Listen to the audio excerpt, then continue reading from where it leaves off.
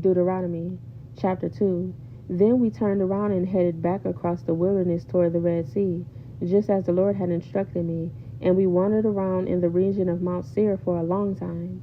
Then, at last, the Lord said to me, "You have been wandering around in this hill country long enough. Turn to the north. Give these orders to the people. You will pass through the country belonging to your relatives, the Edomites, the descendants of Esau, who lived in Seir. The Edomites will feel threatened, so be careful. Do not bother them, for I have given them all the hill country around Mount Seir as their property, and I will not give you even 1 square foot of their land. If you need food to eat or water to drink, pay them for it. For the Lord your God has blessed you in everything you have done. He has watched your every step through this great wilderness. During these 40 years, the Lord your God has been with you, and you have lacked nothing." So, we bypassed the territory of our relatives, the descendants of Esau, who lived in Seir. We avoided the road through the Arabah Valley that came up from Elath and Ezion-Geber. Then, as we turned north along the desert route through Moab, the Lord warned us, "Do not bother the Moabites, the descendants of Lot, or start a war with them. I have given them Ar as their property, and I will not give you any of their land." A race of giants called the Emites had once lived in the area of Ar. They were as strong and numerous and tall as the Anakites, another race of giants. Both the Emites and the Anakites are also known as the Rephites, though the Moabites called them Emites. In earlier times, the Horites had lived in Seir, but they were driven out and displaced by the descendants of Esau, just as Israel drove out the people of Canaan when the Lord gave Israel their land. Moses continued, "Then the Lord said to us, 'Get moving, cross the Zered brook.' So we crossed the brook. 38 years passed from the time we first left Kadesh Barnea until we finally crossed the Zered brook. By then, all the men old enough to fight in battle had died in the wilderness, as the Lord had vowed would happen. The Lord struck them down until they had all been eliminated from the community. When all the men of fighting age had died, the Lord said to me, 'Today you will cross the border of Moab at Ar, and enter the land of the Ammonites, the descendants of Lot.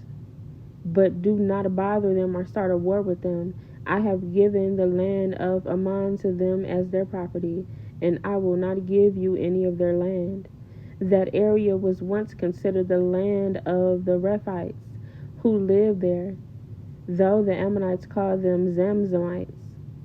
They were also as strong and numerous and tall as the Anakites, but the Lord destroyed them so the Ammonites could occupy their land.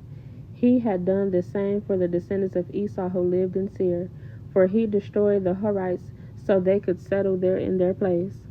The descendants of Esau live there to this day. A similar thing happened when the Caphtorites from Crete invaded and destroyed the Abites, who had lived in villages in the area of Gaza. Moses continued, "Then the Lord said, 'Now get moving, cross the Arnon Gorge. Look, I will hand over to you Sihon the Amorite, king of Heshbon, and I will give you his land. Attack him and begin to occupy the land.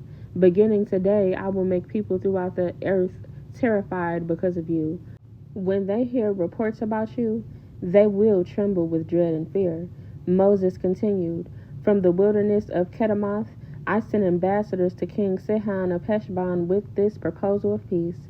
Let us travel through your land. We will stay on the main road and won't turn off into the fields on either side. Sell us food to eat and water to drink, and we will pay for it. All we want is permission to pass through your land. The descendants of Esau who live in Seir allowed us to go through their country, and so did the Moabites who live in Ar. Let us pass through until we cross the Jordan into the land our God is giving us.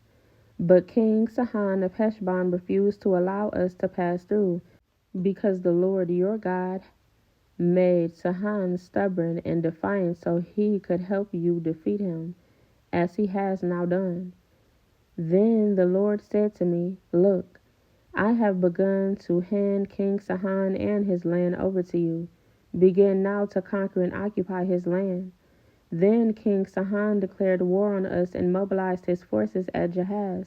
But the Lord our God handed him over to us, and we crushed him, his sons and all his people.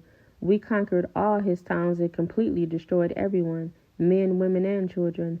Not a single person was spared. We took all the livestock as plunder for ourselves, along with anything of value from the towns we ransacked. The Lord our God also helped us conquer Auror on the edge of the Arnon Gorge, and the town in the gorge, and the whole area as far as Gilead.